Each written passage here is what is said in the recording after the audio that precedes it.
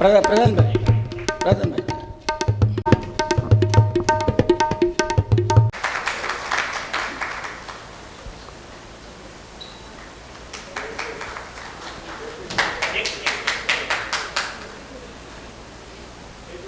પાછળ चिदानंद रूपाय विशोधपत्यादि हेतवे तापत्र्य विनाशाय श्री कृष्णाय वयं नमः। हंस हंसाय च विद्महे परमहंसाय धीमहि तन्नो श्री शुक प्रचोदयात्। वंशी विभूषितकरान्नवनीतदाभात् पीताम्बरादरुणबिम्बफलाधरोष्टा पूर्णेन्दुसुन्दरमुखाद् अरविन्दनेत्रा कृष्णात् परं किमपि तत्त्वमहं न जाने। अवतारोर्हरेयोऽयं कीर्तयेदन्वहं नरः संकल्पा तस्य सिद्धन्ति स याति परमां गतिम्। श्रीकृष्ण गोविन्द हरे मुरारे हे नाथ नारायण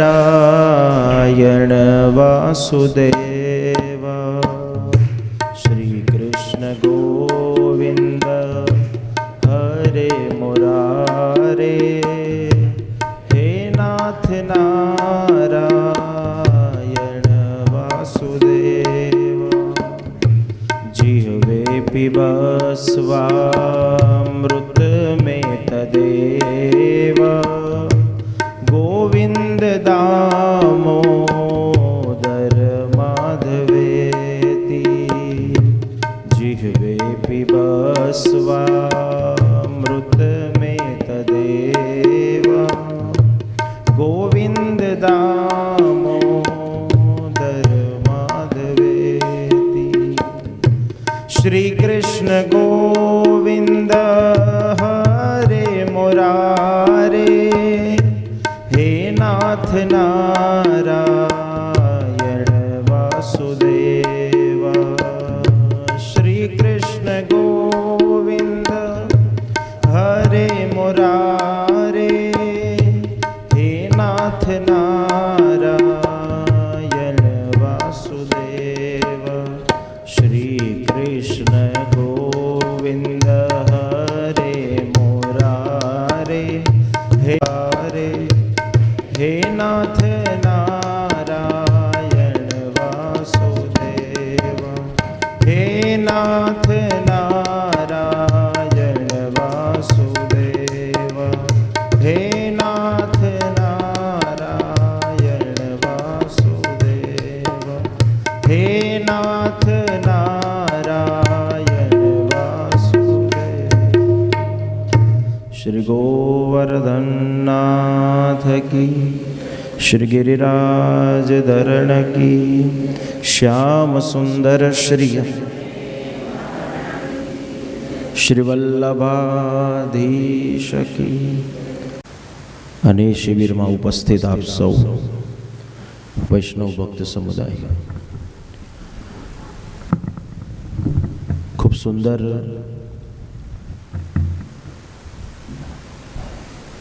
રાસ પંચાધ્યાયીનો વિષય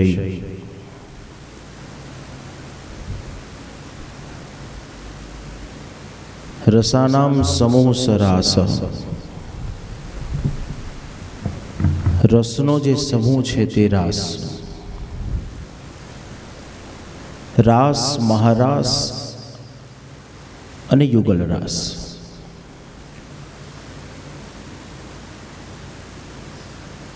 આપણા બધાના જીવનમાં આ ત્રણેય આપણને પ્રાપ્ત થાય છે। બેઝ ઓછો કરો ને, બેઝ।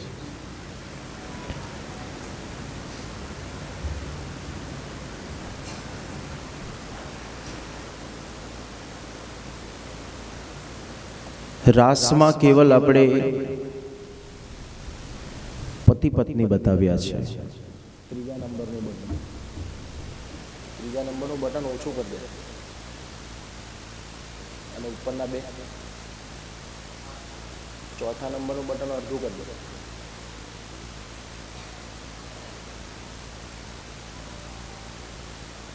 હલો.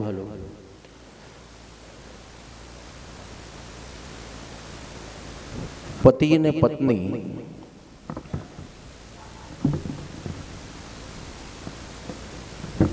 જે પોતાના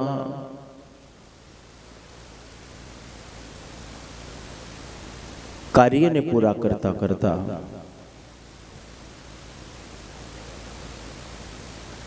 આ સંસારની જવાબદારીઓને નિભાવતા પરમાત્માના સાનિધ્ય સુધી પહોંચવાનો પ્રયત્ન કરશે. મહારાષ્ટ્રની અંદર એક ઉમેરો થાય છે, જ્યાં સંતાન ઉમેરાય છે.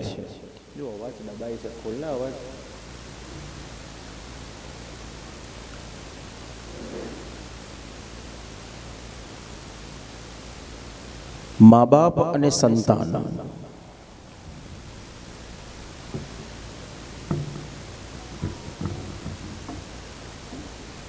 પરિવારના કાર્યને કરતા કરતા, દીકરા દીકરીઓના કાર્યને કરતા કરતા, સમાજના કાર્યને કરતા કરતા અંતમાં પ્રભુના સાનિધ્ય સુધી પહોંચવાનો પ્રયત્ન કરીએ છીએ.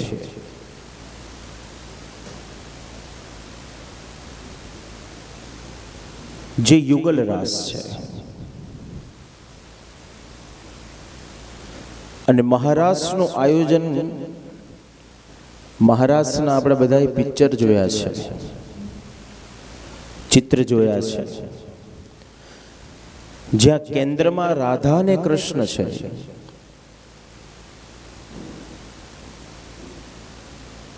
અને સમસ્ત ગોપ ગોપીઓ જેની ગોળ ગોળ ફરી રહી છે.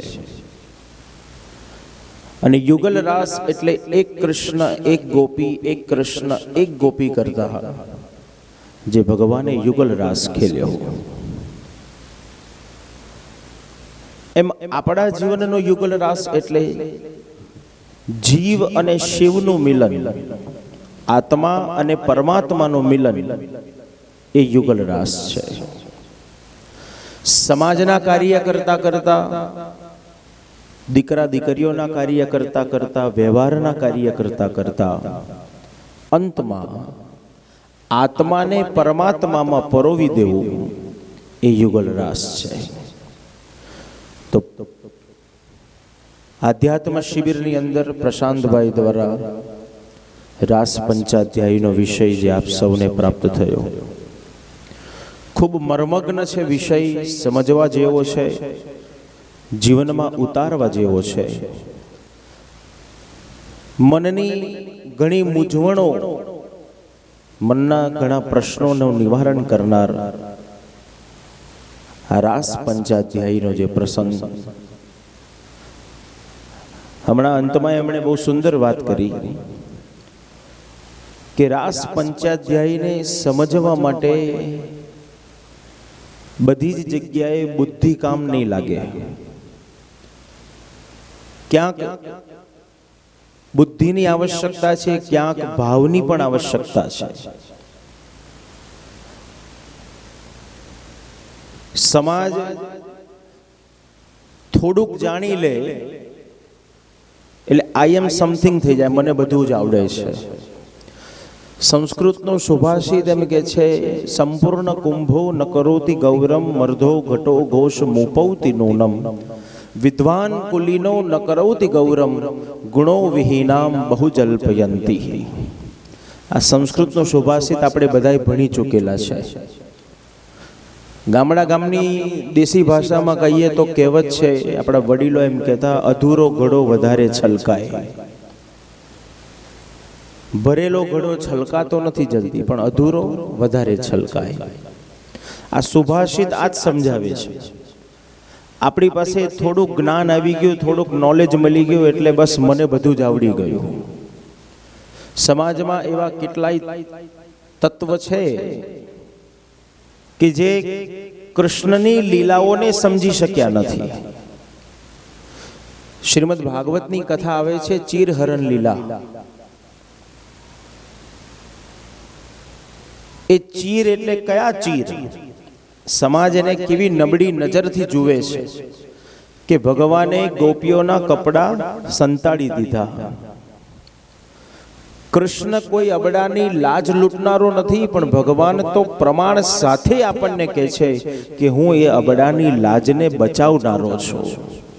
દ્રૌપદીના 999 ભગવાને ચીર પૂરી આપ્યા, એ કૃષ્ણએ સમાજને પ્રમાણ આપ્યું કે હું કોઈ અબડાની લાજને લૂંટનારો નહીં, પણ એની લાજને બચાવનારો છું.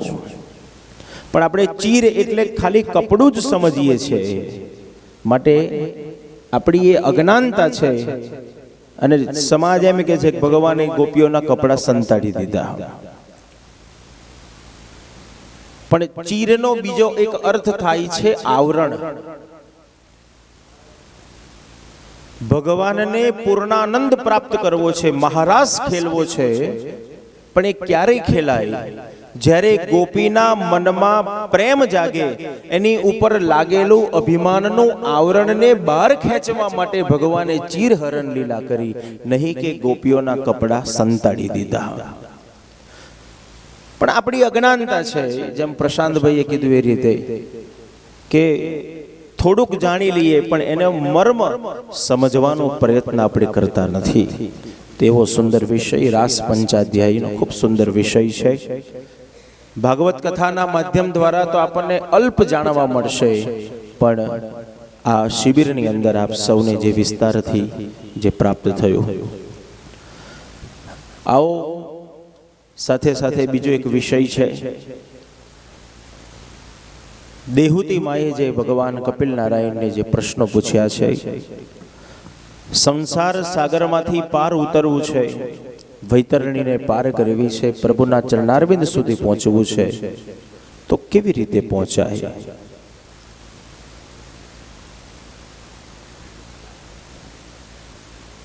ભક્તિ યોગની આપણે પરમ દિવસે ચર્ચા કરી હતી. ભગવાન કપિલે માને જે ઉપદેશ આપ્યો ભક્તિ યોગ દ્વારા, કેવા પ્રકારની ભક્તિ કરવાથી તમે પ્રભુના ચરણારવિંદ સુધી પહોંચી શકો છો. ભગવાન કપિલે આગળ દેહુતી માને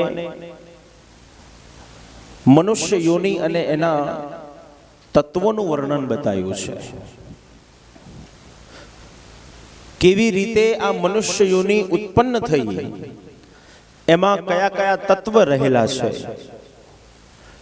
એની ચર્ચા ભગવાન કપિલે દેહુતી માની સાથે કરી.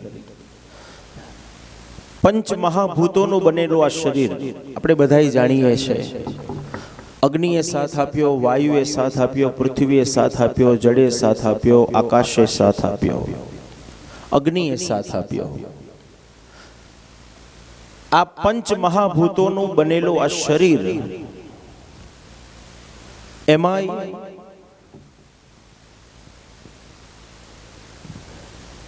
ચોવીસ તત્વ જેમાં રહેલા છે.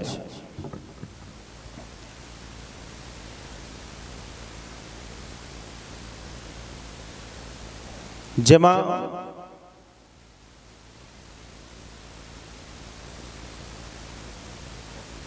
5 તત્વ એ તો આપણે જાણી લીધા, જાણીએ જ છે બધાય.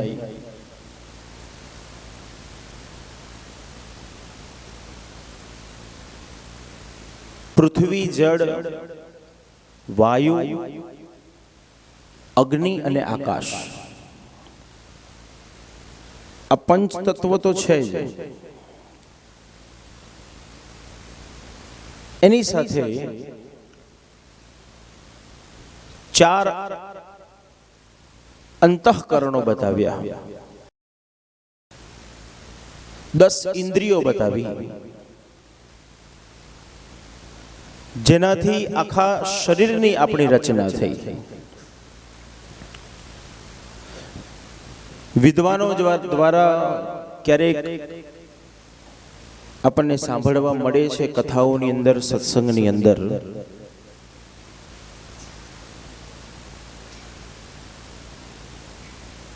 પંચ મહાભૂતોની સાથે તન્માત્રાઓ 5 બતાવી. શબ્દ, સ્પર્શ, રૂપ, રસ અને ગંધ, આ 5 તન માત્રાઓ પણ આપણા શરીરની અંદર રહેલી છે. એની સાથે બીજા 10 તત્વ બતાવ્યા. શ્રોત, ત્વચા, ચક્ષુ, રસના, નાસિકા, વાક, પાણી, પાદ અને ઉપસ્થ અને પાયો. આ 10 તત્વ છે. એની સાથે બીજા 4 તત્વ છે: મન, બુદ્ધિ, ચિત્ત અને અભિમાન. આ બધું જ આપણા શરીરમાં છે. ભગવાન કપિલે આ શરીરની ઉત્પત્તિ કેવી રીતે થઈ, શરીરમાં રહેલા 24 તત્વો કેવી રીતે આવ્યા, એનું આખું વર્ણન માને જે બતાવ્યું. આગળ દેહુતી માએ પ્રશ્ન કર્યો કે બેટા 24 તત્વો તે મને બતાવ્યા, પણ એમાંય આત્માની શુદ્ધિ માટે શું કરવું? ગામડાની કહેવત છે ને, મન ચંગા તો કઠરોટ મેં ગંગા.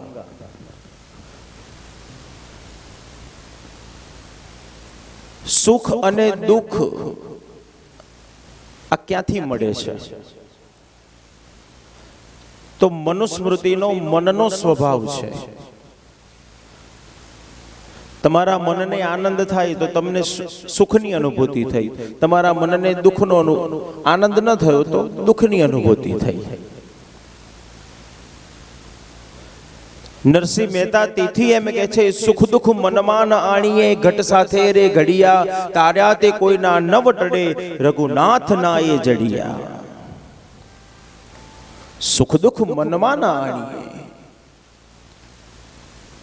સુખસ્ય દુઃખસ્ય નકોપી દાતા, કરો દદાતી કુબુદ્ધિ રેશા, અહમ કરો ઇતિ વૃથાભિમાન. આ આપણા મનનો સ્વભાવ છે. સુખ આવ્યું તો આપણે એમ કહીએ છીએ કે મેં કર્યું, મારા લીધે થયું. અને દુઃખ આવે તો આપણે ભગવાન પર દોડીએ, ભગવાન મને દુઃખી કર્યો. ભગવાન બધાને સુખ જ આપે છે, દુઃખ માણસ પોતાની જાતે ઊભું કરે છે. કેવી રીતે?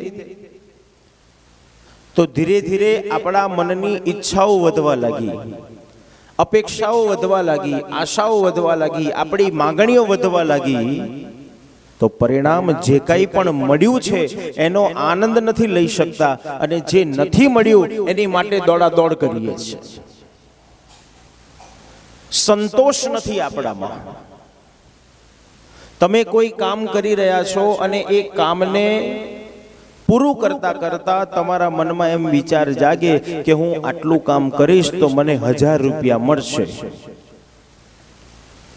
આખો દિવસ મહેનત કરી, સાયંકાળનો સમય થયો, તમે કામ પૂરું કરી દીધું અને સામેવાળા ભાઈએ તમને 1000 રૂપિયા ના આપ્યા, પણ 999 રૂપિયા આપ્યા. બોલો, સુખ થશે કે દુઃખ થશે? દુઃખ જ થશે. 999 મળ્યા એનો આનંદ નથી, પણ 1 રૂપિયો ઓછો આપ્યો એનું દુઃખ છે. અરે જવા દે ને, રૂપિયો ઓછો આલ્યો, રૂપિયો આલ દીધો હોત તો શું વાંધો હતો? કારણ આપણી અપેક્ષા ત્યાં વધી ગઈ, આપણી માંગણી વધી ગઈ.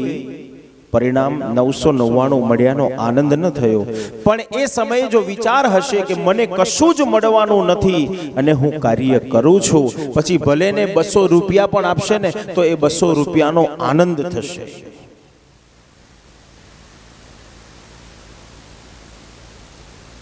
ભગવાન કપિલ નારાયણ સમજાવે છે, ખોટી ખોટી અપેક્ષાઓ છોડી દો.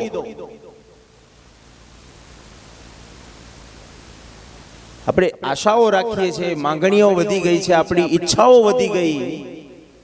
પરિણામ એ પરમાત્મા પ્રત્યે તમને થોડોક દ્વેષ જાગશે.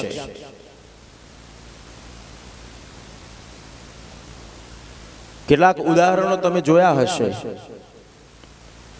કોઈ ભાઈનું કાર્ય પૂરું ના થતું હોય અને મંદિરમાં જઈને માનતા માની આવે, ભગવાન મારું આટલું કામ કરી દેજો, જો થઈ જશે તો નારિયેલ દીવો કરી જઈશ. અને કામ ન થાય તો એને દ્વેષ જાગે છે ભગવાન પ્રત્યે. જવા દે ને, ભગવાને મારું કામ ના કર્યું, જાણે આપણા નોકર ના હોય ભગવાન.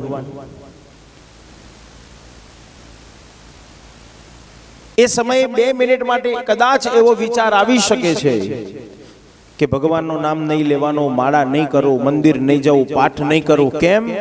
ભગવાને મારું કામ ના કર્યું.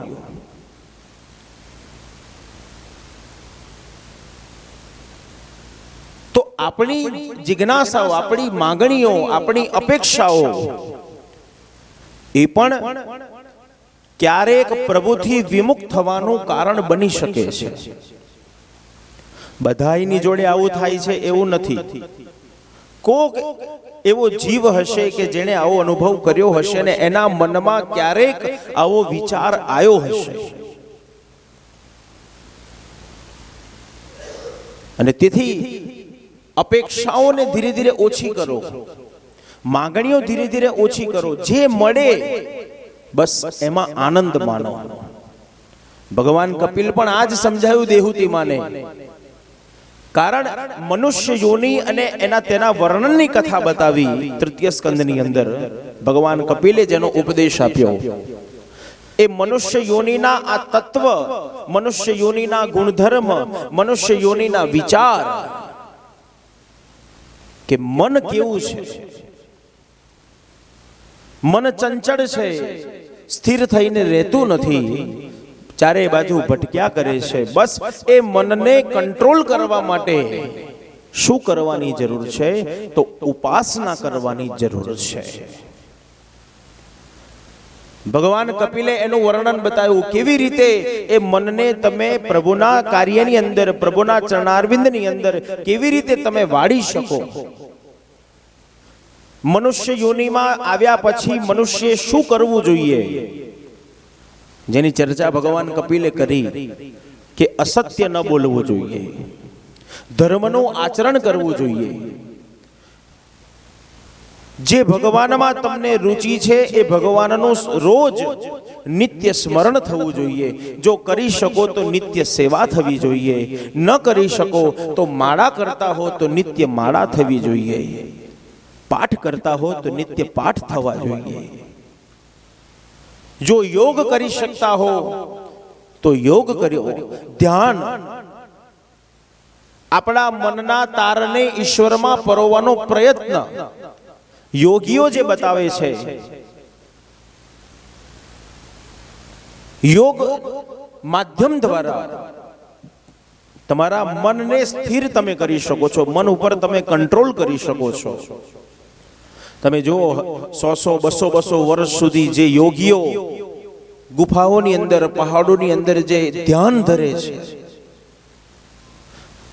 નહીં ખાવાનું, નહીં પીવાનું, કશું જ નહીં, છતાંય એ ધ્યાનમાંથી જ્યારે બહાર નીકળે ત્યારે તમને એમ ન લાગે કે આટલા દિવસોનો ભૂખ્યો છે. એ યોગ શક્તિ છે. શરીરમાં આવેલા 7 ચક્ર યોગ દ્વારા જે બતાવે છે, એ 7 ચક્રને કાર્યશીલ બનાવવાના છે. એક એક ચક્ર ઉપર ધ્યાન દેતા દેતા એ ચક્ર એક્ટિવેટ થઈ જાય અને બ્રહ્મરંધ્રનું રહેલું ચક્ર, જેને કાર્યશીલ બનાવવું થોડુંક અઘરું છે પણ થઈ શકે છે, એ યોગના માધ્યમ દ્વારા, જેનાથી મન સ્થિર થાય છે, મન ઉપર કંટ્રોલ આવે છે અને મન પ્રભુમાં પરોવાઈ શકાય છે. તો ભગવાન કપિલે આ માર્ગ બતાયા કે જે તમારો નિત્ય ક્રમ છે, જે તમે અત્યાર સુધી કરતા આયા છો, એને ક્યારેય બંધ ન કરો, એને સતત ચાલુ રાખો. ક્યારેક આપણને એવી ઈચ્છા થાય, બારગામ ગયા હોઈએ ને રાત્રે મોડા ઘેર આવીએ, બીજા દિવસે સવારે મોડા ઉઠીએ એટલે આપણને વિચાર જાગે ને આજ બહુ મોડું થઈ ગયું છે, રહેવા દે, ઠાકોરજીની સેવા નથી કરવી. ચલો સેવા કરી પણ લીધી, પણ પછી પાઠ કરવાનો સમય આવે એટલે થાક બહુ લાગ્યો છે, રહેવા દે, આજે પાઠ નથી કરવો, કાલે કરીશું. નહીં, જે તમારો નિત્ય ક્રમ છે એને વચ્ચે બ્રેક ન વાગવી જોઈએ.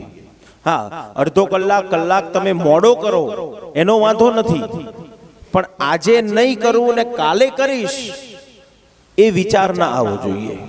જો એક વખત તમે નબળા પડ્યા અને એ બંધ કરી દીધું તો પછી ભવિષ્યમાં પણ આ જ પરિસ્થિતિ વારંવાર આવશે અને એ સમયે તમને આ જ વિચાર આવશે, રહેવા દે ને, આજે નહીં કાલે કરીશ, કાલે કરીશ, કાલે કરીશ. જેથી તમારું મન એ સેવામાંથી, એ પરમાત્મામાંથી તમારું મન બીજી જગ્યાએ ડાયવર્ટ થાય છે. ભગવાન કહે છે મનેવ મનુષ્યાનામ કારણમ બંધ મોક્ષ. આ સંસારની યાત્રા કોણ પૂરી કરી શકે? તો જેનું મન બળવાન છે એની યાત્રા પૂરી થશે, અને જેનું મન નબળું છે એની યાત્રા અધૂરી છે. મુસાફરી કરવા માટે તમે નીકળ્યા છો, લક્ઝરી બસમાં બેઠા છો, રાત્રિનો સમય છે, બસ ચાલી રહી છે અને તમે બસમાં બેઠા બેઠા સૂઈ ગયા. અને તમને સૂતેલા જોઈને જો ડ્રાઈવરે સૂઈ જાય તો આપણે બધાને અચ્યુતમ કેશવમ બધાને ઉપર પહોંચાડી જાય. પણ ડ્રાઈવર બળવાન હોય, સૂઈ ન જાય તો બીજા દિવસે તમારે જ્યાં પહોંચવું છે તમને ત્યાં પહોંચાડી દેશે. એ જ રીતે આ સંસાર સાગરની અંદર આપણે બધા જ યાત્રા કરવા આવ્યા છે. એ યાત્રા કોની પૂરી થાય, કોની સફળ થાય? તો જેનો મનરૂપી ડ્રાઈવર બળવાન છે એની યાત્રા પૂરી થશે, અને જેનો મનરૂપી ડ્રાઈવર નબળો છે એની યાત્રા અધૂરી છે. માટે મનને બળવાન બનાવવા માટે મન ઉપર કંટ્રોલ આવશ્યક છે. એ મન બળવાન કેવી રીતે થાય? તો આ ભક્તિ માર્ગ દ્વારા, સેવા માર્ગ દ્વારા, સત્સંગના માર્ગ દ્વારા, એ પ્રભુ સ્મરણના માર્ગ દ્વારા આ મન બળવાન બની શકે છે.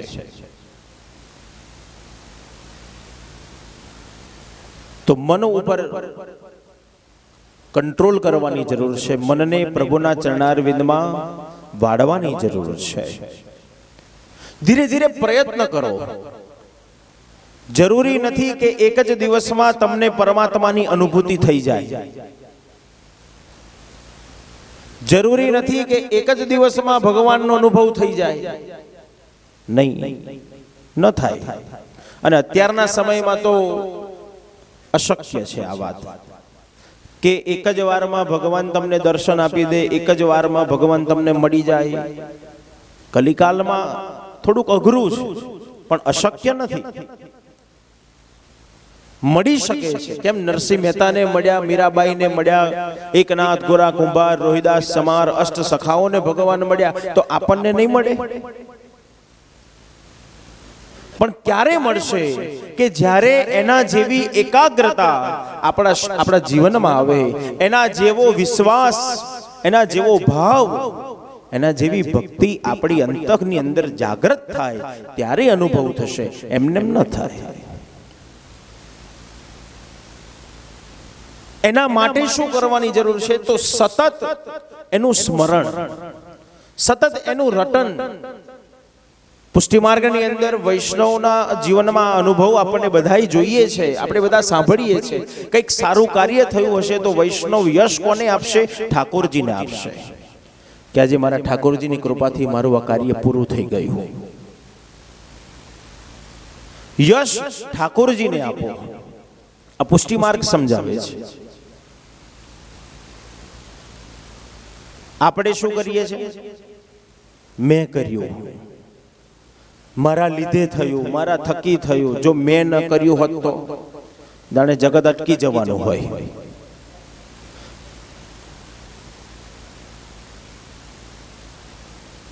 એ અહંકાર, અભિમાન, રાગ, દ્વેષ,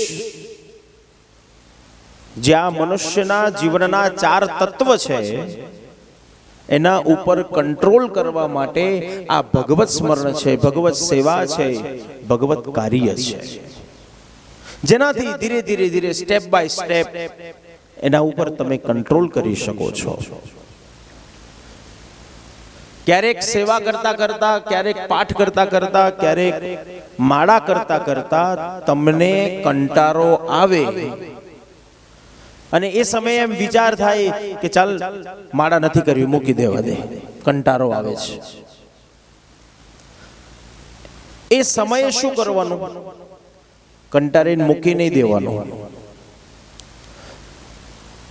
લગભગ 3-4 વર્ષ પહેલા અમદાવાદમાં મણિનગરમાં મારી ભાગવત કથા હતી અને કથામાં એક બા રોજ કથા સાંભળવા આવે. એક દિવસે બાએ મને પ્રશ્ન પૂછ્યો હતો કે શાસ્ત્રીજી, હું 40 વર્ષથી ઠાકોરજીની સેવા કરું છું, વૈષ્ણવ છું, ઠાકોરજી મારે સેવ કરેલા છે, રોજ નિત્ય ક્રમ પ્રમાણે સેવા કરું છું, પાઠ કરું છું, માળા કરું છું, પણ મને એક મૂંઝવણ છે કે 40 વર્ષથી ઠાકોરજીની સેવા કરું છું, પાઠ કરું છું, છતાંય મારું મન એ ઠાકોરજીમાં લાગતું નથી. તો મારે શું કરવું જોઈએ? સેવા કરવી જોઈએ, પાઠ કરવો જોઈએ, માળા ચાલુ રાખવી જોઈએ કે બંધ કરી દેવી જોઈએ?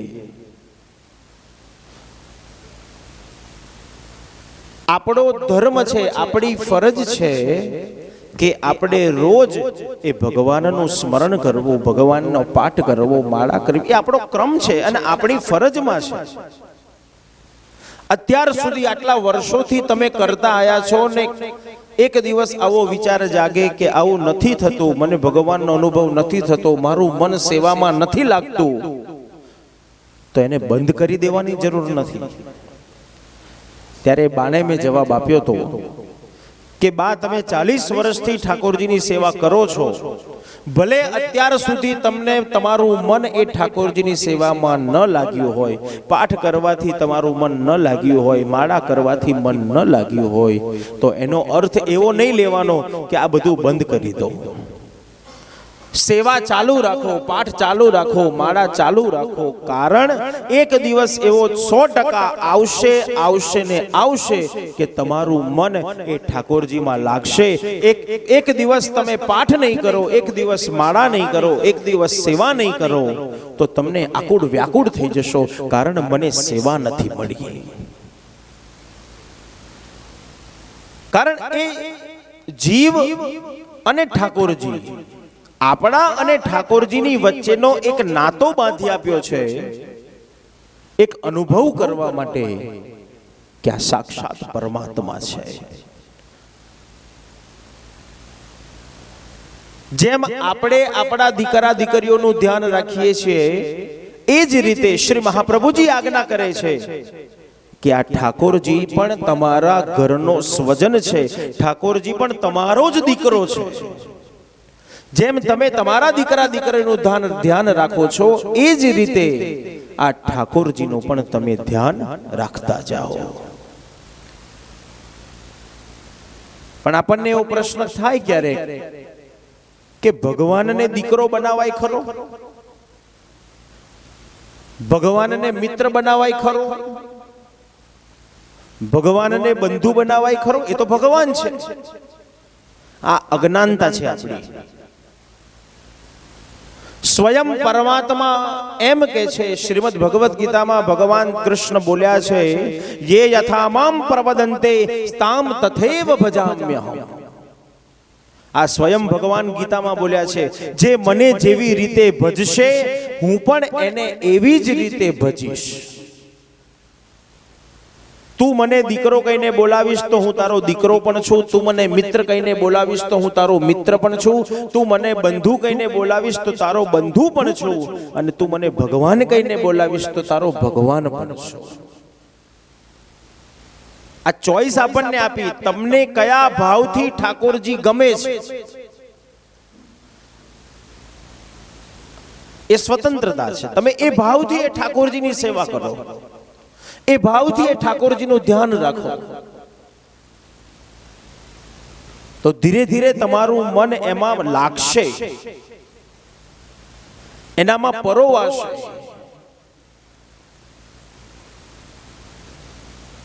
મહાભારતના યુદ્ધમાં અર્જુન નથી બોલ્યો, શ્રેન યરુર્ભયો મધ્યે રથમ સ્થાપય મેચ્યુત. અર્જુન ભગવાન દ્વારિકાધીશને બોલ્યો છે, હે અચ્યુત, આ બંને સેનાની વચ્ચે મારો રથ લઈ જાઓ. આપણને તો કેવું થાય, જોયું ભગવાનને આવું કહેવાય? અને અર્જુન એવું બોલ્યો કે અચ્યુત, બંને સેનાની વચ્ચે મારો રથ લઈ જાઓ. કારણ અર્જુનનો મિત્ર ભગવાન છે. અર્જુન એક મિત્રતાની દ્રષ્ટિએ પ્રભુની સાથે જેનો સંબંધ છે, તો ભગવાને અર્જુન બોલ્યો તો ભગવાનને દુઃખ ન થયું. કારણ ભગવાન પણ અર્જુનને પોતાનો મિત્ર ગણે છે.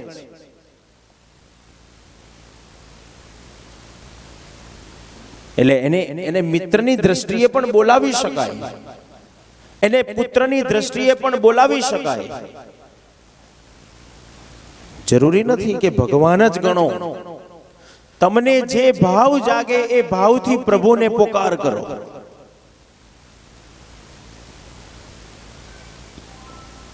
તો ભગવાન કપિલ નારાયણ પણ કહે છે કે તમારા મનને સ્થિર આ બધા કાર્ય કરતા કરતા, નિત્ય ક્રમ કરતા કરતા તમારું મન સ્થિર થશે અને એક દિવસ એ પરમાત્માના ચરણારવિંદમાં તમારું મન લાગશે. આગળ ચર્ચા કરતા કરતા ભગવાન કપિલે બતાવ્યું, આત્મા અને પરમાત્માનો જે સંબંધ છે,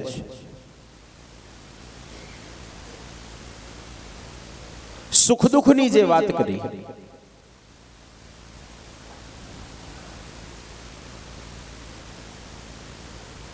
ભગવત કૃપા દ્વારા તમે સુખી છો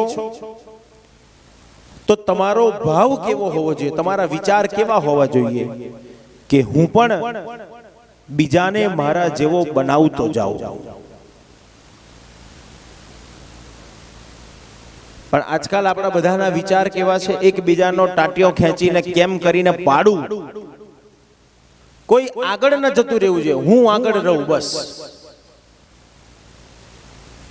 પરિણામ આપણે દુખી થઈએ છીએ.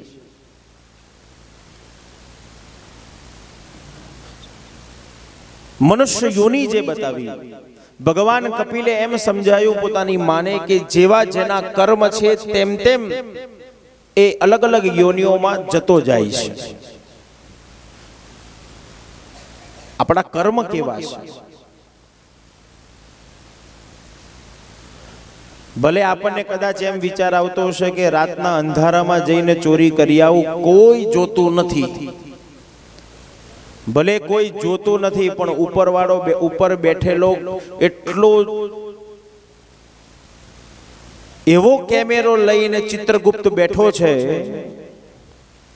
બોલો કેટલા મેગાપિક્સલનો કેમેરો લઈને ચિત્રગુપ્ત બેઠો હશે કે પ્રત્યેક જીવનું ધ્યાન રાખે છે અને ચિત્રગુપ્ત એના ચોપડામાં લખતો જાય છે. આપણે એમ સમજીએ છીએ કોઈને ખબર નથી, કોઈ જાણતું નથી, કોઈ જોતું નથી. ભલે કોઈ જોતું હોય કે ના જોતું હોય, પણ ઉપર બેઠેલો જુએ છે.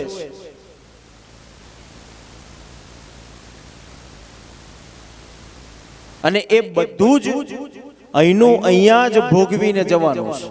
એ તમે સત્કર્મ કર્યા હશે તો પણ અને દુષ્કર્મ કર્યા હશે તો પણ અહીંનું અહીંયા જ છે.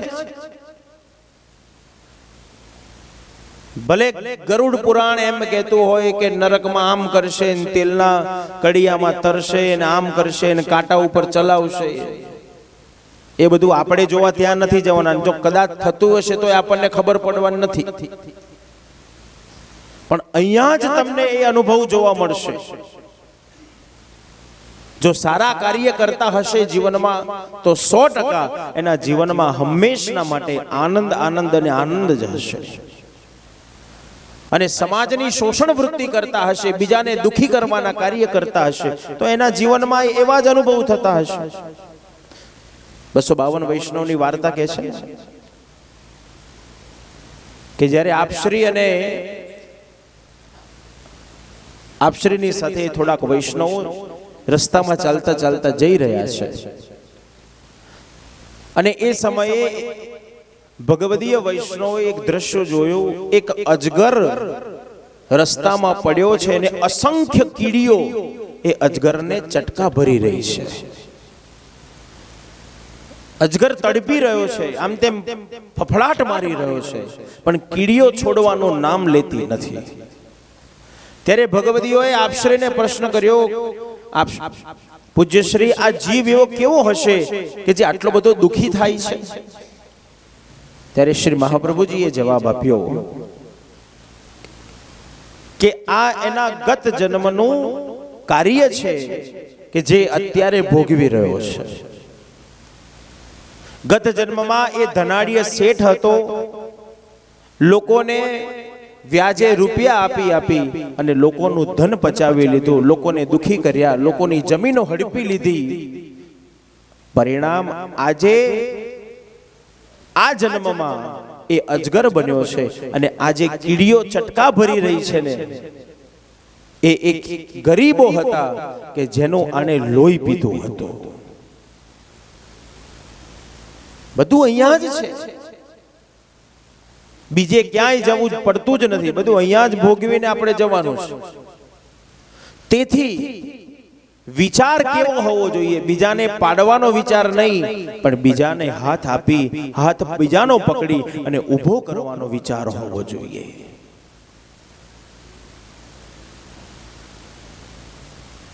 પહેલા પોતે પોતાના જીવનમાં આચરણમાં લાવો અને પછી બીજાને પણ આ કાર્યની અંદર ખેંચી લાવો.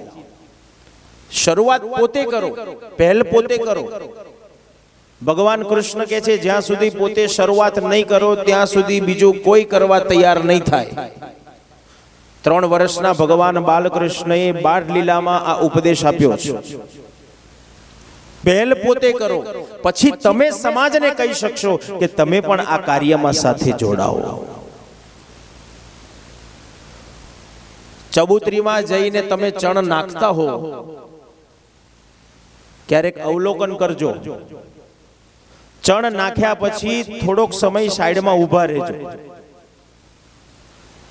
તમે ચણ નાખીને જતા રહેશો તો કબૂતરા તરત આવીને ચણ ચણતા નથી, એ આકાશમાં ગોર ગોર ઉડ્યા કરશે.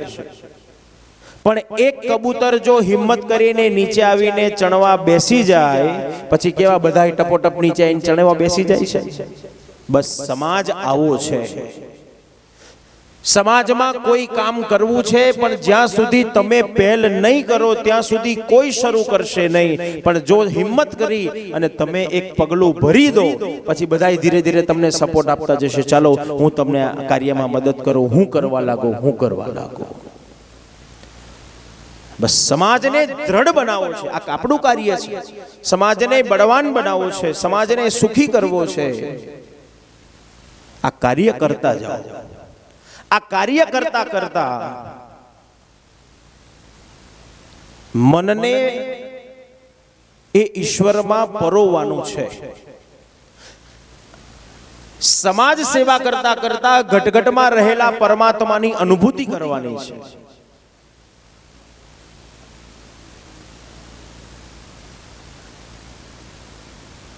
તો જીવનમાં ક્યારેય દુઃખનો અનુભવ નહીં થાય, સુખનો જ અનુભવ થશે. આત્મા અને પરમાત્માનો જે સંબંધ બતાવ્યો, આત્માને શરીર છોડવામાં આનંદ છે અને આપણને આત્માને પકડી રાખવામાં આનંદ છે. આત્માને આનંદ છે એક શરીરમાંથી બીજું, બીજામાંથી ત્રીજું, ત્રીજામાંથી ચોથું. પણ આપણને એનામાં આસક્તિ છે, આપણને એનામાં મોહ છે. માટે આપણે એના ગયા પછી આપણે રડીએ છીએ, દુખી થઈએ છીએ. મનુષ્ય યોની જે બતાવી, જેવા જેના વિચાર છે, જેવા જેના કર્મ છે, એ પ્રમાણે એને આ મનુષ્ય યોની પ્રાપ્ત થતી જાય છે.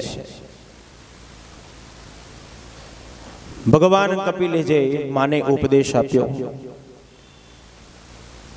આ પ્રત્યેક કાર્ય કરતા કરતા, પ્રત્યેકનું ધ્યાન રાખતા રાખતા તમારા મનને ધીરે ધીરે પ્રયત્ન કરો કે મન મારું ઈશ્વરમાં પરોવાય. સતત એના માટે આવશ્યક છે ભગવત નામ સ્મરણ. ભલે બીજું કશુંય ન કરી શકો, ના સેવા કરી શકો, ના પાઠ કરી શકો, ના માળા કરી શકો, ના મંદિર જઈ શકો, ના તીર્થમાં જઈ શકો, આ કશું જ ન કરી શકો તો પણ વાંધો નથી. એક કાર્ય તો આપણે ચોક્કસ કરી શકીએ છીએ અને તે ભગવત નામ સ્મરણ. બસ સતત શ્વાસે શ્વાસે, મિનિટે મિનિટે, પલ પલે એ પ્રભુનું સ્મરણ, સતત એનું રટન ચાલુ જ રાખો, ચાલુ જ રાખો, ચાલુ જ રાખો. તો પણ આ મન એક દિવસ એ ઈશ્વરમાં પરોવાઈ જશે. ગંગા સતીનું પદ આપણે બધાએ સાંભળ્યું છે. વીજળીને ચમકારે મોતીડા પરોવો પાનબાઈ, અચાનક અંધારા થાશે. પદ તો ગઈએ છે, આ ભજન ગઈએ છે, પણ ભજનનો મર્મ સમજ્યા ખરા કોઈ દાડો? કઈ વીજળી, કયું મોતી અને કઈ સોય અને ક્યાં પરોવાનું?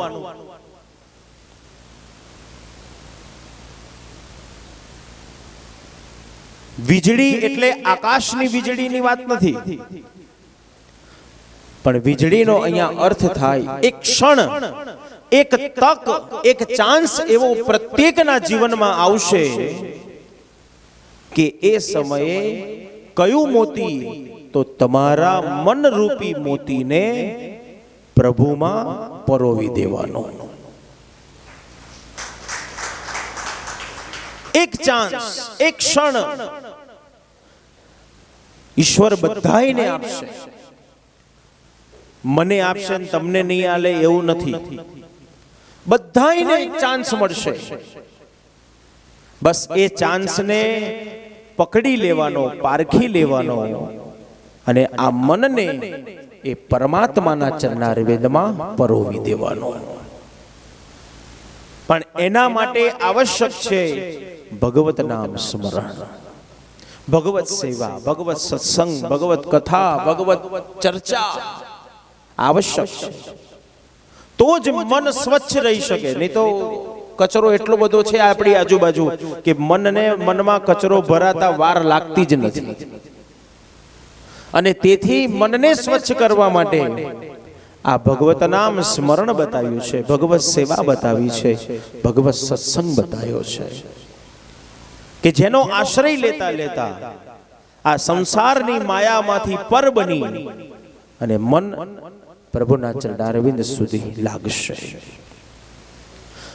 જરૂરી નથી કે ભગવાનને પ્રાપ્ત કરવા હોય તો ઘર છોડી દેવું પડે, સંન્યાસ લઈ લેવો પડે એવું જરૂરી નથી. અને કોઈ ભગવાન એવું કહેતોય નથી કે તું આ બધું છોડીને જતો રહે. એ તો કાયરતા છે. છોડીને ભાગી જવું એ કાયરતા છે, શૂરવીરના લક્ષણ નથી. પણ સમાજમાં રહી, સંસારમાં રહી, પરિવારમાં રહી અને પરમાત્મા સુધી પહોંચવાનું છે. આપણી જવાબદારી છે આ બધી. દીકરાઓનું ધ્યાન રાખવું, ઘરનું ધ્યાન રાખવું, પત્નીનું ધ્યાન રાખવું, મા બાપનું ધ્યાન રાખવું એ આપણી ફરજ છે, આપણું કર્તવ્ય છે. એ કાર્ય કરતા કરતા એમાંથી થોડોક સમય મળે, બસ એ સમયનો આ કાર્યોની અંદર ભગવત સેવાના કાર્યોમાં, સ્મરણના કાર્યોમાં એનો સદુપયોગ કરતા જાઓ.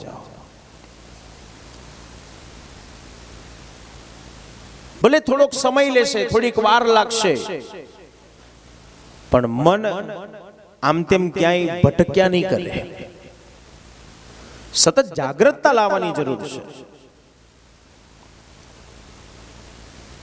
જેમ ચોકીદાર સોસાયટીમાં ચોકીદારી કરતો હોય, આખી સોસાયટીમાં આટા મારતા મારતા બૂમો પાડતો હોય, જાગતે રહો, જાગતે રહો, જાગતે રહો. બસ એ જ રીતે આ સત્સંગ, સ્મરણ, સેવા, જપ, તપ, દાન, આ બધું આપણને જાગૃત કરાવતું રહે છે સતત, કે તારે શું કરવાનું છે, તારે શું કરવું જોઈએ, તારે ક્યાં જવાનું છે. એ જાગૃતતા લાવવા માટે આ બધા કાર્ય આપણને બધાને સોંપ્યા છે, કે જેથી આપણું મન ક્યાંય વિચલિત ન થઈ જાય, આપણું મન ક્યાંય બીજે બહાર ન ભટકી જાય. એના માટે પર્ટિક્યુલર કોઈ એક સમય નથી બતાવ્યો. આ તો બધું આપણે ઊભું કરી દીધું કે સવારે ભગવાનનું નામ લેવાય, બપોરે ના લેવાય. કેમ? બપોરે સૂઈ જતા હોય ભગવાન. બોલો, બપોર ભગવાન જો સૂઈ જાય તો તમે બધા જાગતા રહો ખરા? તો આપણો ભાવ છે કે મારા ઠાકોરજીને શ્રમ થયો, ઠાકોરજીને હું ભોગ આરોગાવું, શ્રમ ભોગ આરોગાવું, ઠાકોરજીને હું આ સેવા કરું, ઠાકોરજીને હું આ સેવા કરું.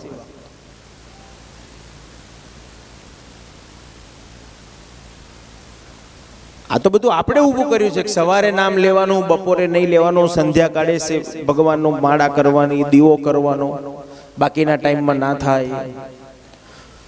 ભગવાન એમ કહેતા જ નથી કે તારે સવારે આવવાનું, સાંજે આવવાનું. ભગવાન તો એમ કે છે તને જ્યારે સમય મળે ત્યારે બસ યાદ કરતો જા. એ અડધી રાત્રે કરું તોય ઠીક, ભર બપોરે કરું તોય ઠીક, સવારે કરું તોય ઠીક, અને સાંજે કરું તોય ઠીક. બસ તું યાદ કરતો જા. આ તો આપણે બધી છટકબારીઓ શોધી કાઢી છે, કારણ કરવું નથી માટે છટકબારીઓ શોધી છે. પણ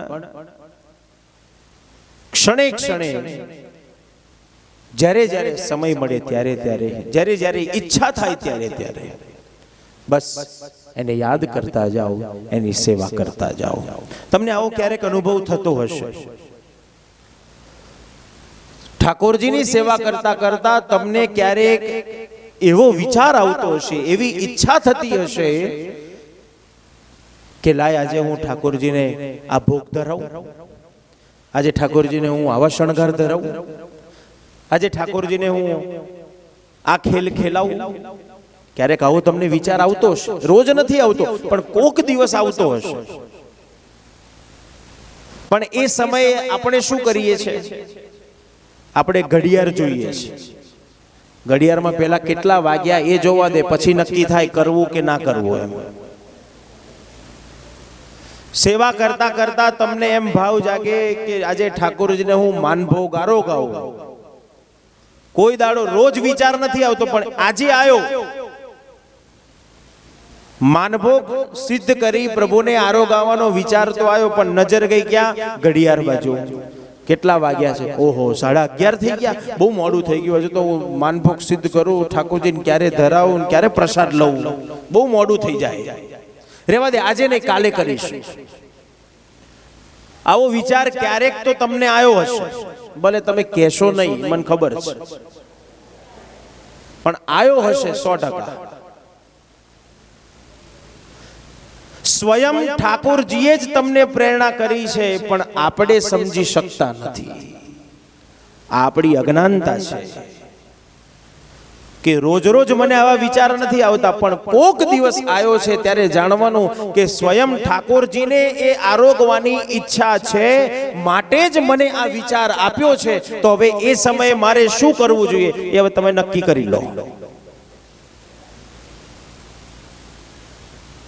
ઠાકોરજીની ઈચ્છા છે તો કરવું જ જોઈએ, પણ આપણી અજ્ઞાનતા છે. આપણે ઘડિયાળ જોઈશું ને આપણે કાલ ઉપર ઢોળી દઈશું. પરિણામ જે કૃપાનો અનુભવ થવો જોઈએ એ નથી થતો. અને તેથી જ્ઞાનીઓ એમ કે છે, ભક્તો એમ કે છે કે સેવા કરતી વખતે, પાઠ કરતી વખતે, માળા કરતી વખતે ઘડિયાળને એક બાજુ મૂકીને બેસો. તકલીફ થાય છે, આપણે ઘડિયાળ જોડે લઈને બેસીએ છીએ ને માટે તકલીફ થાય છે, પણ એક દિવસ અનુભવ કરવો હોય તો કરજો, ઘડિયાળને એક બાજુ મૂકી અને પછી સેવા કરજો. તમે જાતે અનુભવ કરજો કે રોજ કરતા આજે જલ્દી સેવા પૂરી થઈ જશે. રોજ સેવા કરતા જે અડધો પોણો કલાક થતો હતો, આજે ઘડિયાળ તમે એક બાજુ મૂકી દીધું તો અડધો કલાક કરતા પણ ઓછા સમયમાં તમારી સેવા પૂરી થઈ જશે. પેલું તો 2 મિનિટ થાય કેટલા વાગ્યા, ફરી પાછા સેવામાં જાઓ, કેટલા વાગ્યા, ફરી પાછું ઘડિયાળ જોવા, ફરી પાછા સેવામાં જાઓ, ફરી પાછું ઘડિયાળ જોવા, કેટલા વાગ્યા. પરિણામ સમયે બગડે છે અને સેવામાં મન લાગતું નથી. અને તેથી ઘડિયાળને એક બાજુ મૂકી દો. સેવામાં, પાઠમાં, માળામાં, મંદિરમાં જાઓ ત્યારે, સત્કર્મ કરો ત્યારે બસ એ સમય નહીં જોવાનો. ઈચ્છા થઈ છે કે બસ મારે આ કરવું છે તો પૂરું કરી દેવાનું. પછી આપણે વિચારવાનું નહીં કે કોણ કરશે ને કેમનું થશે ને કઈથી આવશે ને ક્યારે કરીશ. બસ કરી દેવાનું. આ અનુભવ કરતા કરતા ધીરે ધીરે ધીરે તમારું મન એ ઈશ્વરમાં લાગશે અને લાગશે. તો ભગવાન કપિલે જે માને ઉપદેશ આપ્યો કે આ પ્રત્યેક કાર્ય કરતા કરતા અંતમાં મન એટલું બધું ચંચળ છે કે એના ઉપર જલ્દી કંટ્રોલ થઈ શકતો નથી થઈ શકતો. તમે બેઠા છો અહીંયા, કહેવાય શું કે અમે શિબિરમાં ગયા હતા, પણ શિબિરાર્થીઓની સંખ્યામાંથી કેટલીક સંખ્યા એવી પણ હશે કે શરીર અહીંયા છે પણ મન બહાર ભટકે છે. કોકનું મન ઘરમાં હશે, 4 દિવસ થઈ ગયા, કાલે શિબિર પતે ને સીધો ભાગી જાવ ઘેર. કોકનું મન દીકરા દીકરીઓમાં હશે, મારા દીકરાઓ બધા શું કરતા હશે. કોકનું મન ધંધામાં હશે, મારા વગર ધંધો બરાબર ચાલતો હશે કે નહીં ચાલતો હોય, કામ કરનારા બરાબર કામ કરતા હશે કે નહીં કરતા હોય. મન ચંચળ છે, કંટ્રોલ કરવો બહુ જ અઘરો છે.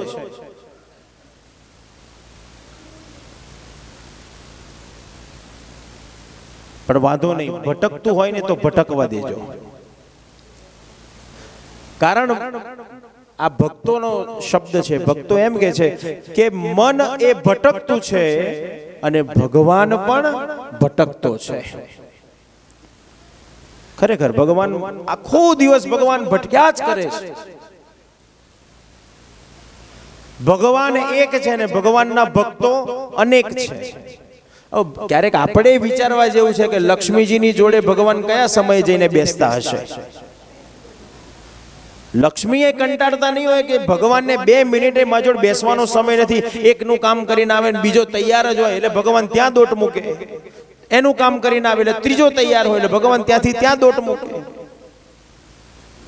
એટલે ભગવાન સતત ભટક્યા જ કરે છે, ક્યાંય સ્થિર થઈને ભગવાન રહેતા જ નથી. એટલે ભક્તો એમ કે છે કે મન એ ભટકતું છે અને ભગવાન એ પણ ભટકતો છે, અને તેથી મન ભટકતા ભટકતા ક્યારેક એ ભટકતા ભગવાનને ભટકાઈ જશે. માટે મન ભટકતું હોય તો ભટકવા દો. ક્યાંક કંટ્રોલ કરવાની જરૂર છે. હો પાછી બધું આખો કોક ખોલી નહીં નાખવાનો, ક્યાંક કંટ્રોલ કરવો જોઈએ. સેવામાં તમે બેસો ત્યારે મન સેવામાં હોવું જોઈએ. પાઠ કરવા બેસો ત્યારે મન ઉપર એકાગ્રતા હોવી જોઈએ. બસ બાકીના સમયમાં ભલે ભટકતા કરો, ભટકવા દો. તો ભગવાન કપિલ નારાયણે જે દેહુતિ માને ઉપદેશ આપ્યો,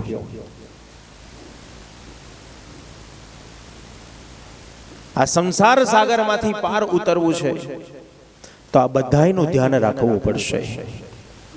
સૌથી પહેલા આસક્તિને છોડવાની જરૂર છે. પહેલા દિવસે આપણે જે ચર્ચા કરી હતી, આસક્તિને છોડો, મોહને છોડો, મારાપણાને છોડો, અભિમાનને છોડો, તો ધીરે ધીરે આ માર્ગની અંદર તમે આગળ ચાલ્યા કરશો. બીજો માર્ગ બતાવ્યો ભક્તિ યોગ દ્વારા, કે કેવા પ્રકારની ભક્તિ કરવાથી પ્રભુના ચરણારવિંદ સુધી સરળતામાં તમે પહોંચી જાઓ. તો બતાવ્યું કે જે ભગવાનની તમે ઉપાસના કરો છો એ ભગવાનમાં દ્રઢ વિશ્વાસ, શ્રદ્ધા અને નિષ્ઠા, જેના દ્વારા આ ભક્તિના માર્ગમાં ચાલતા ચાલતા એ પ્રભુ સુધી તમે પહોંચી શકો. આગળ ભગવાન કપિલે જે ચર્ચા કરી, મનુષ્ય યોની અને તેના તત્વોની ચર્ચા કરી, જે 24 તત્વ બતાવ્યા, 25મું તત્વ જે ઉમેરાયું એ 25મું તત્વ છે એ સ્વયં પરમાત્મા છે. જે જીવ અને શિવનું મિલન બતાવ્યું.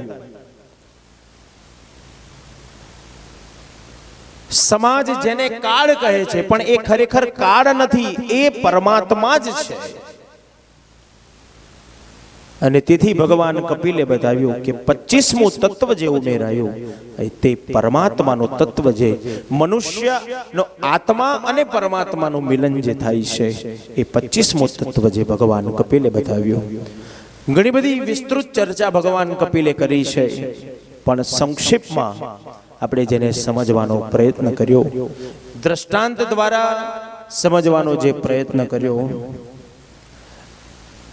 લૌકિક ચર્ચાની સાથે અલૌકિકમાં પ્રવેશ કરવાનો છે. કારણ સંસ્કૃત એક એવો વિષય છે કે સમજવો થોડોક અઘરો છે. એના શબ્દનો અર્થને સમજવો અઘરો છે, પણ જ્ઞાનીઓએ, વક્તાઓએ, ઋષિમુનિઓએ એવું સરળ ભાષામાં આપણને આપી દીધું, સરળ ભાષામાં સમજાવી દીધું. છતાંય એમાં ક્યાંક સંશય થાય, ક્યાંક કંઈક સમજણ ન પડે, તો એને વધારે ઈઝી કરવા માટે, વધારે જલ્દી સમજી શકીએ એના માટે દ્રષ્ટાંત મૂક્યા, કે દ્રષ્ટાંતના માધ્યમ દ્વારા સમાજ સમજી શકે કે આમાં શું રહેલું છે, આમાં શું તત્વ છે, આમાં શું સમજાવવા માંગે છે. તો ભગવાન કપિલ નારાયણે પણ બહુ જ ગુહ્ય જ્ઞાન દેહુતિ માને જે આપ્યું, શાંખ શાસ્ત્રની જેણે રચના કરી છે ભગવાન કપિલ નારાયણ, મનુષ્ય યોની અને તેના વર્ણનની કથા બતાવી, ભિન્ન ભિન્ન તત્વો જે બતાવ્યા, મોક્ષની કથા જે બતાવી, મોહનો ક્ષય એટલે મોક્ષ. આ બધું જ તમે કર્યું, પણ જ્યાં સુધી તમારો મોહ દૂર નથી થતો ત્યાં સુધી મોક્ષ પ્રાપ્ત થતો નથી. તો મોક્ષ ક્યારે પ્રાપ્ત થાય? તો સંસારનો એક શબ્દ છે, ચાલશે, રહેશે અને ફાવશે. બસ કોઈ પણ જગ્યાએ તમે જાઓ, ગમે તેવી પરિસ્થિતિમાં તમે જાઓ, પણ આ ત્રણ શબ્દ જો તમે સાચવીને રહેશો તો જીવનમાં ક્યારેય દુખી થશો નહીં. ચાલશે, રહેશે અને ફાવશે. પછી આપણે એમ કહીએ કે ના, મારે તો ડનલોપનું ગાડલું જોઈએ, આ રૂનું ગાડલું ના ચાલે. તો પછી સામેવાળો એમ કે જાઓ તમારે ઘેરથી લઈને આવો. એડજસ્ટ મળે તો એનો ઉપયોગ કરી લો, અને ન મળે તો એના વગર ચલાવતા પણ શીખી જાઓ. આ તમારો મોક્ષ. બોલાવે તોય આનંદ અને ના બોલાવે તોય આનંદ.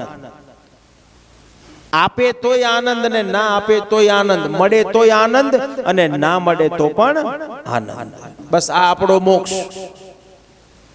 ભગવાન કપિલ કે છે આ એડજસ્ટતા, આ બધું જ જો તમે સમજી જશો, આ રીતે તમે જીવન જીવવાના પ્રયત્ન કરશો, તો અહીંનો અહીં જ તમારો મોક્ષ છે. ક્યાંય બહાર શોધવાની જરૂર નથી, ક્યાંય ભટકવાની જરૂર નથી, કાંઈ કોઈને પૂછવાની જરૂર નથી, કાંઈ કોઈની પાસે માંગવાની જરૂર નથી. બસ અહીંયા જ પ્રાપ્ત થઈ જશે. મોહનો ક્ષય એટલે મોક્ષ. એડજસ્ટતા, પરસ્પર મળે તો વાપરી લેવાનું, ન મળે તો ચલાવી લેવાનું. પણ આપણે જડતા લાવી દઈએ કે નહીં મારે આ જોઈએ એટલે જોઈએ જ, તો પછી દુખી થવાય છે. પછી કોઈ સામેવાળો ગમે તેમ બોલીએ દે, નાએ આલે, પણ ન મળે તો એના વગર ચલાવી પણ લો. એ મોહનો ક્ષય એટલે મોક્ષ. મોહમાંથી ધીરે ધીરે પર બનવાની જે માર્ગ ભગવાન કપિલે દેહૂતિ માને બતાવ્યો, શાંખ શાસ્ત્રની જેણે રચના કરી એ ભગવાન કપિલ નારાયણ. અંતમાં ભગવાન કપિલે માએ તો ઘણા બધા પ્રશ્ન પૂછ્યા છે અને ક્યાંક ભગવાન કપિલે વિસ્તારથી જવાબ આપ્યા, ક્યાંક ભગવાન કપિલે સંક્ષિપ્તમાં જવાબ આપ્યા. અને એ ગુહ્ય જ્ઞાન પ્રાપ્ત કર્યા પછી જે કંઈ પણ વ્યક્તિ આ શ્રવણ કર્યા પછી, આ જ્ઞાન મેળવ્યા પછી આ જ્ઞાનને પોતાના જીવનમાં ઉતારવાનો જે પ્રયત્ન કરશે, તો ભગવાન કપિલ અંતમાં એમ બોલ્યા છે, યૈદ મનો શૃણોતિ યોપી દત્તે કપિલ મુને મતયાત્વ યોગ ગુહ્યમ. ભગવાન કપિલ એમ કહે છે, આ ગુહ્ય જ્ઞાન મેળવ્યા પછી જે કંઈ પણ જે કોઈ જીવ પોતાના જીવનમાં ઉતારવાનો પ્રયત્ન કરશે એ 100% પરમાત્માના ચરણારવિંદ સુધી પહોંચશે અને પહોંચશે. બસ આપણે આવશ્યક છે તો એને અનુસરણ કરવાની આવશ્યક છે. એમાંથી ધીરે ધીરે મુક્ત થવાની જરૂર છે. અહંકાર, અભિમાન, રાગ, દ્વેષ આ બધાને ધીરે ધીરે એક એક કરતા કરતા બહાર કાઢી નાખો. વાંસળી જેવા બની જાઓ. વેણુગીતની કથા એમ કે છે કે ભગવાન જ્યારે વેણુધર થયા ત્યારે ગોપીઓએ વેણુને જઈને પ્રશ્ન પૂછ્યો છે કે વેણુ તે એવું કયું કર્મ કર્યું જીવનમાં કે તું દામોદરના અધરોષ્ટ સુધી પહોંચી ગઈ? ત્યારે વેણુએ પોતાની કથા કરી. પરિવારની સાથે જંગલમાં હું રહેતી હતી, કઠિયારાએ મને પરિવારથી જુદી કરી દીધી, આખા શરીરેથી મને પોલી બનાવી દીધી, મારા શરીર ઉપર 7 કાણા પાડી દીધા. આટલી બધી એરણોમાંથી હું પસાર થઈ તો પછી મારામાં કર્કશ રે ખરી? બસ આપણે પણ ઠાકોરજીના અધર સુધી પહોંચવું છે, ઠાકોરજીના ચરણારવિંદ સુધી પહોંચવું છે. તો તમે પણ વેણુ જેવા બની જાઓ. વેણુ એટલે 7 કાણા પાડશો ઉપર? 7 કાણા પાડવાની જરૂર નથી હો. પણ શરીરમાં રહેલા 7 દોષોને શરીરમાંથી બહાર કાઢી નાખો. કયા 7 દોષ? અહંકાર, અભિમાન, રાગ, દ્વેષ, મારું, તારું, હું પણ, મદ, મત્સર, આ 7 પ્રકારના દોષોને શરીરમાંથી બહાર કાઢી નાખો તો તમે પણ વેણુ જેવા પવિત્ર બની જશો. અને વેણુ જેવા બની જશો તો દામોદરના અધર સુધી પહોંચી જશો. તો આ ભગવાન કપિલે આ જ ઉપદેશ જે સમાજને આપ્યો, માને આપ્યો, અને તૃતીય સ્કંદની એ ભાગવતની કથા દ્વારા સમગ્ર જીવ સૃષ્ટિને જે આપ્યું કે પરમાત્માના ચરણારવિંદ સુધી પહોંચવા માટેના કેટલા માર્ગ છે, કયો માર્ગ સરળ છે, કયો માર્ગ સહજ છે, એ શાંખ શાસ્ત્ર દ્વારા ભગવાન કપિલે જે બતાવ્યું. એ 5 દિવસના આ જ્ઞાન સત્રની અંદર આજનો અંતિમ દિવસ જે પ્રવચનનો, કારણ આવતીકાલે તો બપોરે 12 વાગે આપણી શિબિર અહીંયા વિરામ પામશે. તો જેટલો સમય મળ્યો એ સમય અનુસાર જે કંઈ પણ થોડું ઘણું, ભલે આખું પ્રાપ્ત ન થાય વાંધો નહીં, પણ થોડાક અંશે 0.0.0.01% પણ જો પ્રાપ્ત થાય અને એને જીવનમાં ઉતારીને જો અનુસરણ કરવાનો પ્રયત્ન કરીશું તો ચોક્કસ એ પરમાત્માની અનુભૂતિ થશે અને થશે. એ પ્રભુની કૃપા છે. તો આ 5 દિવસીય આધ્યાત્મ શિબિરના આજના ચોથા દિવસના વિરામના સમયે ભગવાન કપિલ અને દેહૂતિના જે સંવાદ, ભગવાન કપિલે જે ઉપદેશ આપ્યો અને દેહૂતિ માએ સંસાર સાગરને પાર કરી લીધો, એ જ રીતે આપણે પણ આ તત્વને, આ જ્ઞાનને પોતાના જીવનમાં ઉતારીએ અને ધીરે ધીરે એને અનુસરણ કરવાનો પ્રયત્ન કરીશું તો ચોક્કસ પ્રભુના સાનિધ્ય સુધી આપણે પણ પહોંચી શકીશું. પુનઃ પુનઃ પ્રભુ એવી કૃપા કરે, ગાયો એવા આશીર્વાદ આપે, શ્રી યમુનાજી પણ એવી કૃપા કરે. ગઈકાલે બહુ જ સુંદર અનુભવ આપણે જે કર્યો અને છેલ્લા લગભગ 5-6 વર્ષથી આ આશ્રમની અંદર અમે અનુભવ કરીએ છીએ. આપ સૌ એની નોંધ લો છો કે નહીં ખ્યાલ નથી, પણ અમે તો અનુભવ કરીએ જ છીએ કે જ્યારે જ્યારે પણ યમુનાજીના વિશેષ મનોરથ, જ્યારે મોટા મોટા મનોરથ અહીંયા થાય છે, ત્યારે ત્યારે શ્રી યમુનાજી પ્રત્યક્ષ રૂપે હાજરી આપે જ છે. ગઈકાલે જે આપણે અનુભવ કર્યો કે ભલે 10 મિનિટ માટે કે 15 મિનિટ માટે પણ શ્રી યમુનાજી અહીંયા પધાર્યા, શીતળતાનો અનુભવ કરાયો. કારણ આટલી બધી ગરમી અને એમાંય 15 મિનિટનો જે વરસાદની જે વૃષ્ટિ થઈ અને શ્રી યમુનાજી જ સાક્ષાત પધાર્યા અને આપણને બધાને જે દર્શન આપ્યા, એ યમુનાજીની કૃપા છે. અને પુનઃ પુનઃ શ્રી યમુનાજી આવા સુંદર સુંદર કાર્ય કરાવતા રહે અને આવતા વર્ષે ફરી જલ્દી જૂન મહિનો આવે અને ફરી પાછા આપ સૌ શિબિરાર્થીઓ અહીંયા પધારો. અને એની સાથે સાથે તમારા નવા જે શિબિરાર્થીઓ આ વર્ષે જે જોડાયા છે અમદાવાદથી કે વડોદરાથી, એ અનુભવ મને 100% ખાતરી છે તમારી બહેનપણીઓને તમે જઈને કહેશો જ. અને આવતા વર્ષે તમારે હવે એક કામ નવું કરવાનું કે તમારે તો શિબિરમાં આવવાનું જ, પણ બીજા તમારી બહેનપણીને, તમારા આડોશ પાડોશને, તમારા મિત્ર મંડળને પણ સાથે લઈને આવવાનું.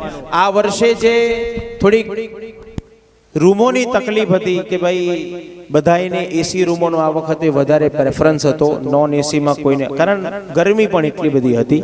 અને તેથી વિચાર એસીની વ્યવસ્થા અહીંયા કરીશું કે જેથી બધાને શિબિરાર્થીઓને કોઈ તકલીફ ના થાય, અગવડતા ના થાય, એવા પ્રયત્ન ઠાકોરજી 100% પૂર્ણ કરશે. તો વક્તવ્યને વિરામ કરીએ. જે મનોરથ છે આજનો નાવનો મનોરથ, અને એ પહેલા પ્રતિવર્ષની જેમ આ વર્ષે પણ આસપાસના મધ્યમ વર્ગના બાળકોને ચોપડાનું વિતરણ સમગ્ર દાતાશ્રીઓ દ્વારા, શિબિરાર્થીઓ દ્વારા અને કૃષ્ણાશ્રય આશ્રમ દ્વારા પ્રતિવર્ષની જેમ આજે જે ચોપડાઓનું વિતરણ થશે. તો વક્તવ્યને અહીંયા વિરામ કરીએ અને જે ક્રમ છે ચોપડા વિતરણ ને ત્યાર પછી નાવનો મનોરથ આજે જે પ્રાપ્ત થશે. આવતીકાલે ગિરિકંદરાનો મનોરથ, શ્રી યમુનાજીનો મનોરથ થશે આવતીકાલે, અને આવતીકાલે બપોરે શિબિર આપણે અહીંયા વિરામ લેશે. તો આજના વક્તવ્યને અહીંયા વિરામ કરી આપ સર્વના હૃદયમાં બિરાજતા પરમાત્માને વંદના. આપ સર્વને જય શ્રી કૃષ્ણ. વલ્લભાધીશ કી જય.